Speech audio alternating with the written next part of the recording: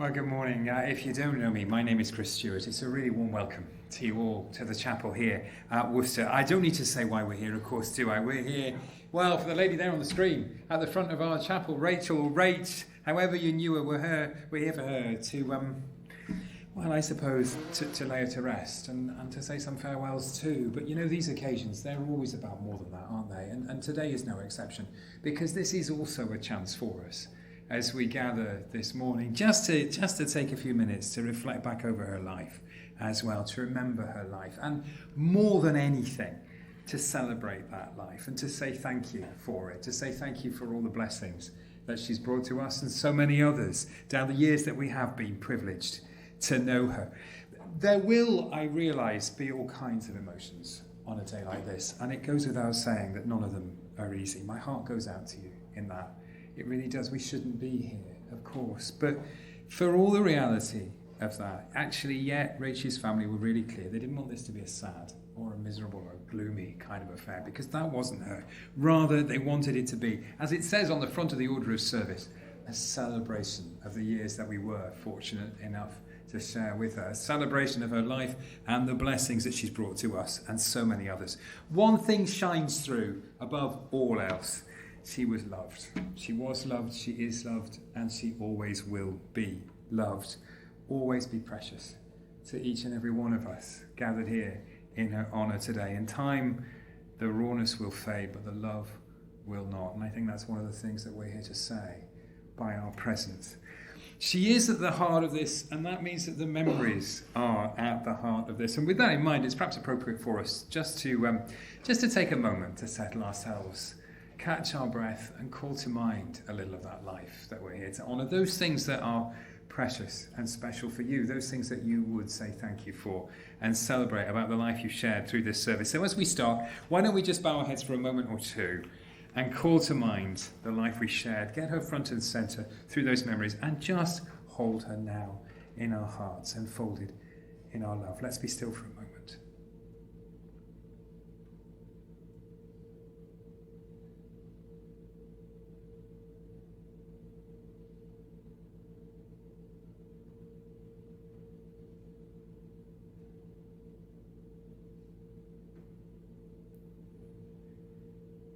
And as we remember, so then we do enfold the memories, so we enfold Rach in that respect, in that gratitude, and above all in that love, which is really the key thing running through our service for her here in the chapel today. I don't know what memories do come to mind when you first think of Rachel, but somewhere in the mix, pretty early on, must be that sense of humour of hers, mustn't it? Irreverent, cheeky, and always pretty near the knuckles. She wasn't afraid to go places that others might fear to tread. She could find the humour in pretty much any situation, really. That was one of the ways she managed the challenges of life, of course, too.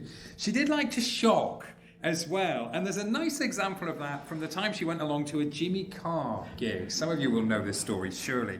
When he asked the audience if anybody had any weird celebrity crushes, who else but Rachel would have replied by calling out and saying, "Ted Bundy," the serial killer, if you're not as well up as she was on your serial killers. It was, by Jimmy Carr's own admission, the first time a woman had ever left him speechless. Mind you, she wasn't entirely joking with that one, was she? As you'll know, as I've just alluded to, she did have a bit of a thing for a serial killer, especially one with a beard, which is a sentence I never thought I'd say in a few. It wasn't just true crime either, as all those horror movies she used to love watching down the years would testify as well. I think the fact that she was prepared to chip in that night with Jimmy Carr is also a reminder that she wasn't one to worry too much about what other people might think either. She didn't take herself too seriously. She'd be the first to laugh at one of those malapropisms that she occasionally came out with.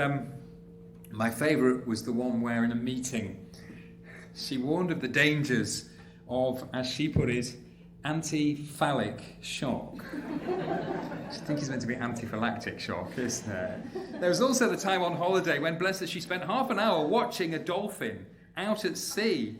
only to discover as the tide went out that it was actually just a rock.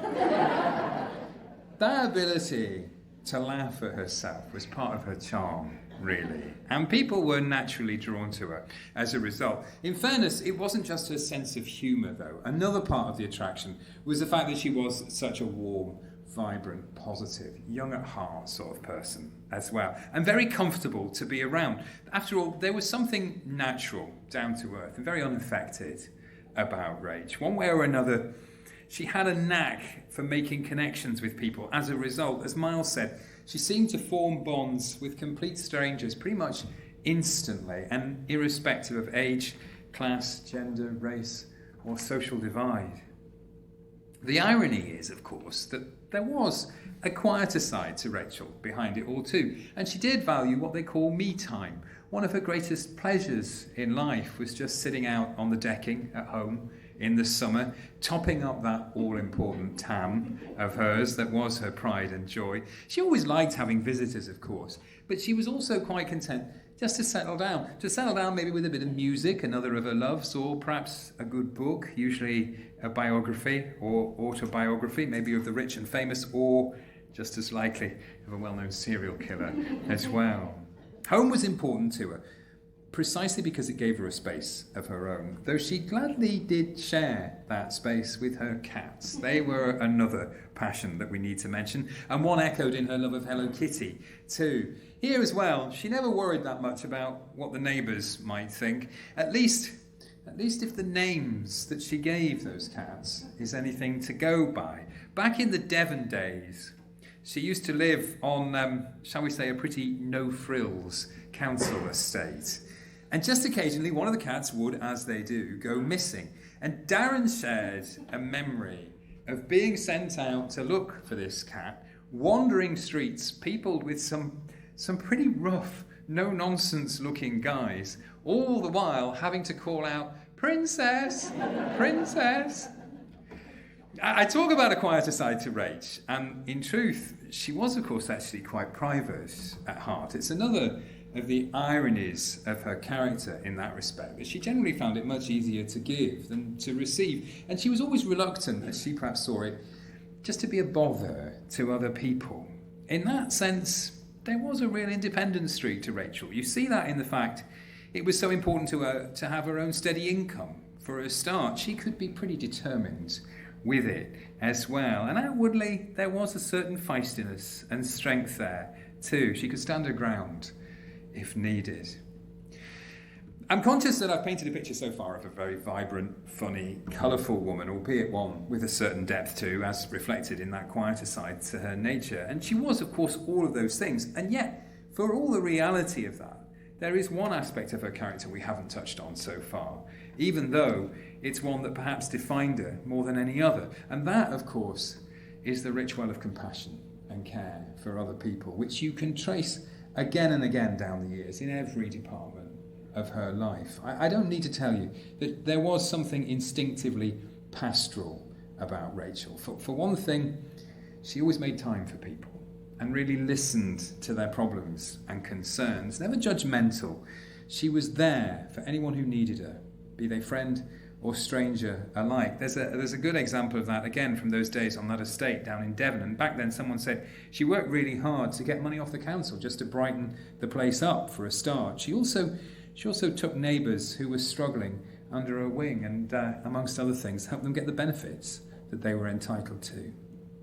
I think that's a reminder that she had an instinctive feel for the underdog as well, something also reflected in her working life. It's perhaps no surprise to hear that someone with Rachel's warmth and personality naturally gravitated to roles that involved some kind of interaction with the public. Early on, and amongst other things, she was a call handler with the police and also worked on the counter at harbour stores. But the first job she had, which really played to her natural care and concern for others, came when she joined MCAS, a PPI claims firm. She actually really enjoyed the sense of standing up for the little man or little woman in the face of the corporate giant, and she relished the challenge of helping them get the money back that they were due. That continued after the move to Worcester as well, and at both npower and more recently at Bupa, she was very much at home in that role of customer complaints manager. But it wasn't just the clients that she cared for. She also looked after her colleagues as well, as I know many of you here will be well aware. As Miles said, she was like the office mum, and the people around her naturally turned to her when they had a problem, which is perhaps another reason why she then went on to become a mental health first aider as well. I guess the most eloquent witness to the difference her support has made is the sheer number of people gathered here today in her honour, in ways great and small, through her kindness, her care, her warmth, her sense of humour, her ability to connect. She's touched an awful lot of lives. And in the process got to know countless people as well, including the 400 friends she has on Facebook for a start. But of course at the centre of everything for Rachel was family. Now that's a bond that you can trace right back to her earliest days, growing up in Malvern, and then Martley, though for the record she was actually born down in London. And so, for example, I know that she enjoyed a particularly close relationship with her grandmother, for one. Likewise, both her mother, Leslie, and her sisters, Becky and Emily, were always important to her as well. And with that in mind, and just to underline that bond, let me share a few words from one of those sisters, from Becky. I'm going to read these words on her behalf. She writes this. Today I must say goodbye to my beautiful sister, Rachel. This is one of the hardest things I've done so far in my life. Emotionally exhausted from the pain, I will never see you again. You are one in a million, Rachel. Everyone loved and admired you. A big hole is left in my heart that we are now apart. This poem is not written by me, but the meaning of it is how I feel that you're no longer in my life. Love you, my darling big sister, forever in my thoughts and heart.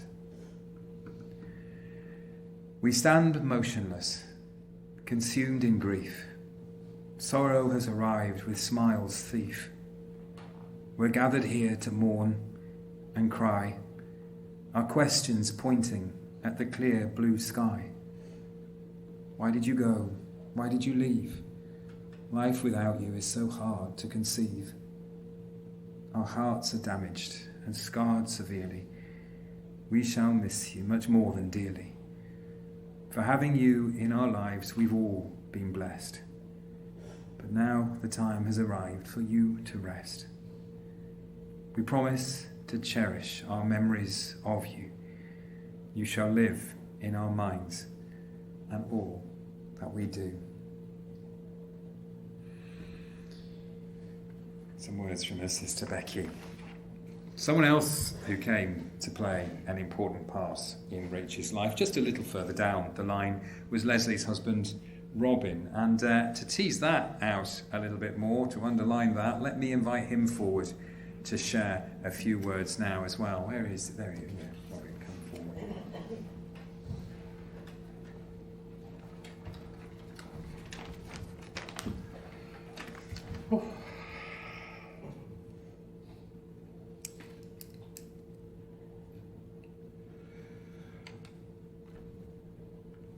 Hi everyone, it's lovely to see all these beautiful colours and different pinks everywhere today. I don't know what to say, she would love it, absolutely love it. I want to thank you all for the support that you've shared with Rachel and the love and all the love and support you've shown the family over the last few weeks. I know it's been difficult for all of us. If you don't mind, I'll take you back to a time in 1995 when me and Leslie first got together. Obviously, I knew very early on that she had 3 daughters and an Italian mum. And I also knew that they were really worried about this young guy coming into their lives. What does he want? Emily was pretty relaxed about us, and that was nice because we seemed to get on like old friends, which was absolutely fabulous. Then Becky, well, the first time I met her, I knew she wasn't that impressed, but you know, seemed to be okay after us meeting up a few times, so it was going well. And then I met her mum, Lisa. Oh, I had dread and butterflies filling my belly, and She opened the door and all she said was, "Ah, lovely, what a handsome man." Anyway, just after Christmas, we decided that we'd go for an overnight stay with Rachel and Darren. And I knew this would be the make or break. Rachel was going to be the toughest one to get approval from. I was dreading meeting the hardest lady to impress. I really was. I had visions of interrogation and all sorts of scrutiny playing out in my mind, so as expected, I was very nervous at her front door. The front door opened, this big smiley person said, "Come on in," and basically we hit it off straight away. I breathed a sigh of relief, honestly.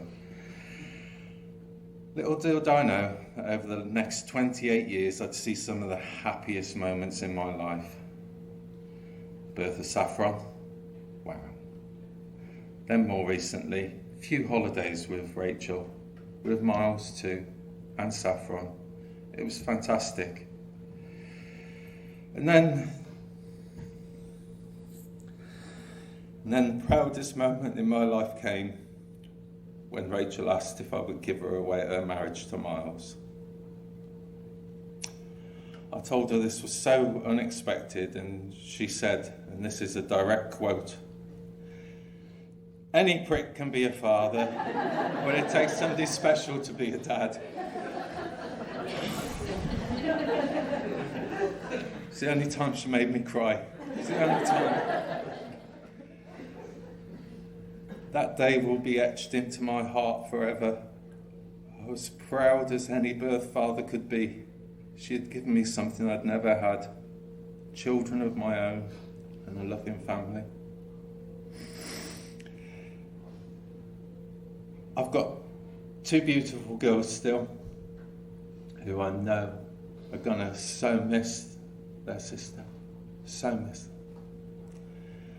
But we will all of us, every single one of us in this room, will have our own special thoughts of our little relationship with Rachel and what she meant to us. And what she meant to us was a massive part of our lives. No matter how small a part she thought she played, she's going to leave a big hole in all of us. And I'll always be eternally grateful to the girls, and especially Rachel, who we'll all miss terribly. But she'll always have a place in our hearts and minds. I love you, my darling. I'm going to miss you so much. Thank you again for coming, and thank you for seeing all that. It's just wonderful seeing all these colours. She would have loved it. Thank you.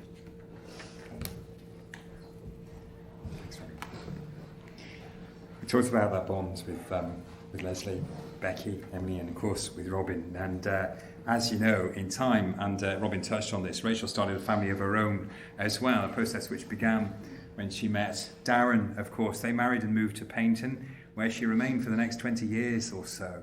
Although that relationship eventually ran its course, it nonetheless brought the blessing, as we heard, of two children, Jake and Saffron. They shared some lovely times together, growing up as part of a young family, and that relationship remained strong as the years progressed. And so, for example, Miles said just how proud Rach was that Jake now worked in television and that Saffron had gone on to university to study music for film and television. Alongside the birth of her children, probably one of the other biggest moments in her life came relatively late on when she and Miles got back together again. We need to mention Miles, of course. They'd first known each other at secondary school and in fact dated for a while, at least until Miles's family moved away. They got back in touch with each other sometime around 2010, initially as friends, so the relationship blossomed into romance just a few years later, and they eventually went on to marry in 2016.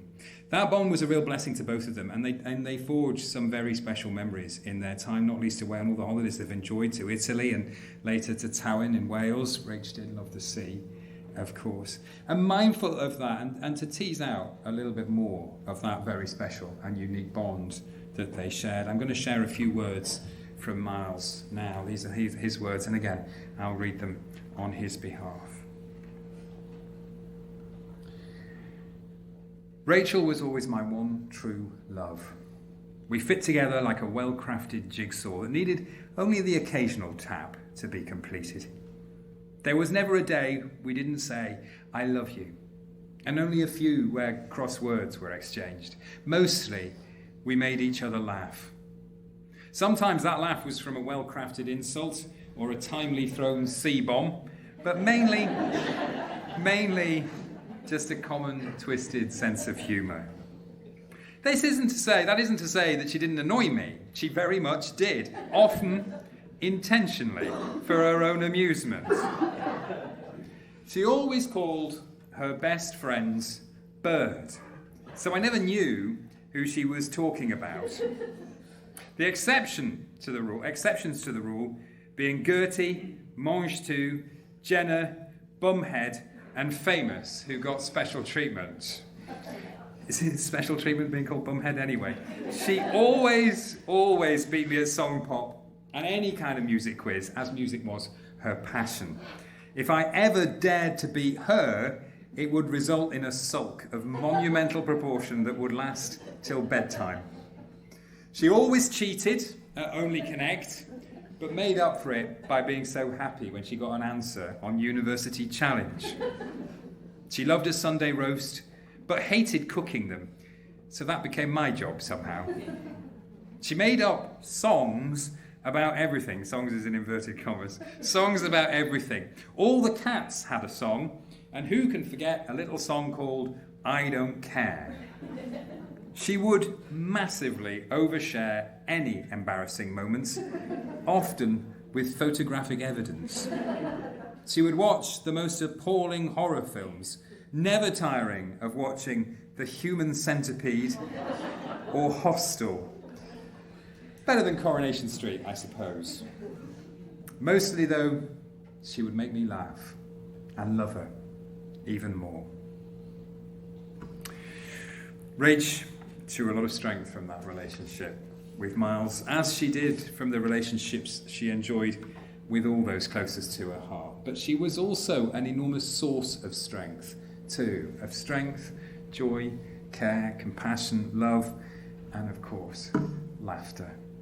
In truth, you could sum up so much of this really in just one sentence. She was quite simply a lady who loved and who was and is loved in turn and always will be. And it's that same love, isn't it, that's brought us here today to say thank you for her, to say thank you for the life that we shared and all the many, many blessings that it's brought to all of us and so many more beyond these four walls too. And we have a space in the service which perhaps can double as an opportunity to do exactly that, to say thank you for the life that we shared. We're going to listen to a little piece of music specially chosen, Moon River by Andy Williams. That's a space to reflect on all that you've heard, but also, as I say, to say thank you in whatever way feels right to you. Maybe you'd like to say a prayer, maybe you'd like just to sit with the memories and enjoy them. And let that sense of enjoyment be your way of saying thank you. And to keep those memories flowing and to deepen that sense of gratitude that goes with this moment, we're also going to watch a photo tribute to her up on the screen here at the front of the chapel. As we sit, watch, listen, reflect, and above all, say thank you before we then draw that sense of thanksgiving together in the words of the Lord's Prayer in a minute or two's time.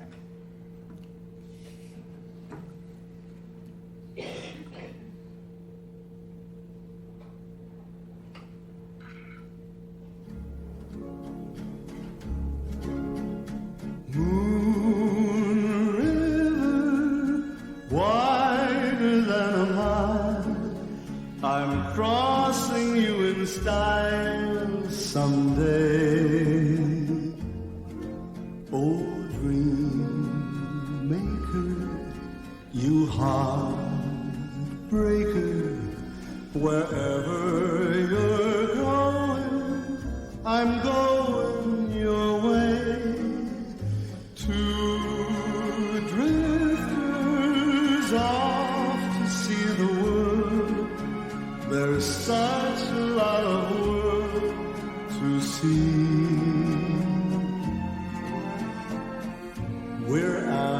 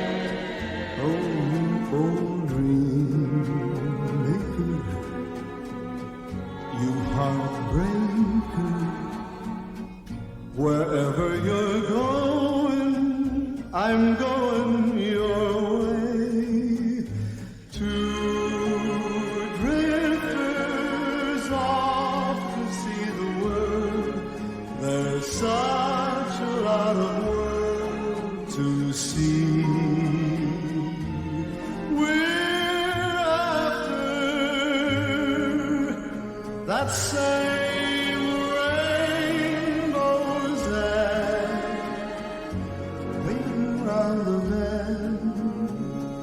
My huckleberry friend, Moon River, and you.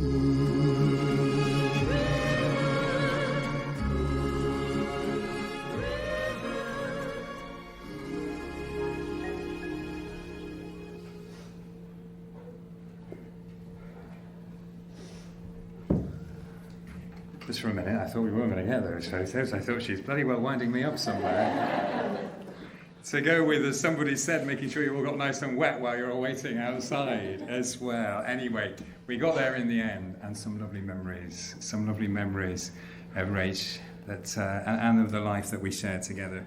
Something just to stir again that sense of gratitude that's at the heart of this, and which we'll draw together now by sharing in, if you feel comfortable in joining in with this, in the words of the traditional language Lord's Prayer from the Order of Service card. We'll pray together now.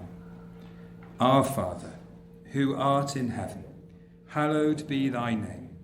Thy kingdom come, thy will be done, on earth as it is in heaven. Give us this day our daily bread, and forgive us our trespasses, as we forgive those who trespass against us. And lead us not into temptation, but deliver us from evil. For thine is the kingdom, the power and the glory, forever and ever. Amen. Today's been a chance to remember Rach. And I think above all, as I said, a chance to say thank you for the time that we had and the blessings that we've shared together with her down the years. And in a moment or two, we'll have an opportunity quietly to say our farewells as well before we then head on, I suppose, to pick up again the threads of our lives. But for all that sense of a farewell, for all that sense of an ending, it's important to remember that this is not goodbye. You know, it's not goodbye. There is an old proverb which says that we live as long as we are remembered, for as long as we are remembered. And we do remember her, don't we? And we carry those memories safe within our hearts as we journey on from this place now and always. But it's more than that. It's more than just the memories, I think. We carry, too, a little of the mark of her character, her personality and her spirit on us and in us. She has, in ways great and small, helped to make all of us, but particularly her family, who we are. And you can't undo something like that, no matter what happens in this life, no matter what may happen in this world. That mark will remain on us and all those whose lives she's touched, now and forever. A living legacy to pass on to those who come after too. Yes, we lay her to rest, but in that deeper sense, we carry her with us still, and we always will. And that's a sense, that's a sentiment, that's underlined by the poem that that you'll see there in the Order of Service, in which I'm going to read now. That sense of just all that we carry with us, that afterglow that she leaves in our hearts. I'd like the memory of me to be a happy one. I'd like to leave an afterglow of smiles when life is done. I'd like to leave an echo whispering softly down the ways of happy times and laughing times and bright and sunny days. I'd like the tears of those who grieve to dry before the sun of happy memories that I leave when life is done. And that, I think, is a very appropriate note on which to draw our service to its close, that sense of all that we carry with us still of Rach and the life that we shared. Before we do finish the formal part of this anyway, just let me thank you all for joining us today and remind you that you're welcome to join family for refreshments, including food, back at the boathouse at Pitchcroft straight after this service. I think the details are there. They are there on the back of the Order of Service. So please do go along if you can. It's a chance to raise a glass, share a few more stories, share a few more smiles. I think that's all part of the healing, really, you know. of what we begin with this service. There'll also be a memorial book for you to sign there too as well, though if you're not able to go to the wake for whatever reason, there will also be a chance to sign the book here at the crematorium as well. Perhaps have a chat with Russell, the undertaker, there afterwards. I think it's going to be outside somewhere around the corner, but have a chat with them afterwards. If you can't go to the wake, if you can, then maybe wait until you get there to sign it. Let me also just add that as you leave, you'll see there is a donations box on the door for donations in Rachel's memory. Anything you care to put in there will be going to the Dogs Trust. No, it won't. It'll be going... It'll be going to Cats Protection, obviously. And... you'll see too that there is a link on the back of the order of service as well for you to make a donation online if you prefer. And actually, of course, if you do that, you can then gift aid the donation too, which means that the cats get a little bit more for your money as well. However you choose to give, it's a very worthy and appropriate cause. So please do give generously if you at all can, and thank you in advance for anything you are able to give. We've got a final piece of music now, and this is going to be played on repeat, and this is kind of your time. We move into a more informal moment in the service. You're welcome to sit and listen to this now for as long as you like. You don't have to stay to the end. When you're ready, you can make your way on out through the door at the front of the chapel, there on the right. But as you go, there is that opportunity now, as I've just touched on, to come forward and perhaps say your own thank yous and farewells to Rach in your own way. Sometimes people like to pause, to be with her for a moment or two, maybe lay some flowers on the coffin or touch the coffin as they pass. There's no obligation to do that. But if that's something that you find helpful as another way of expressing some of your emotion and saying your own thank yous and farewells to her, then of course please be encouraged to do that. The music is on repeat. We've got a double slot in the crematorium, so you've got plenty of time to do it if you'd like to. Otherwise, when you're ready, just make your way on out through the door at the front, and I'll be there to say goodbye properly and to wish you then a safe journey home.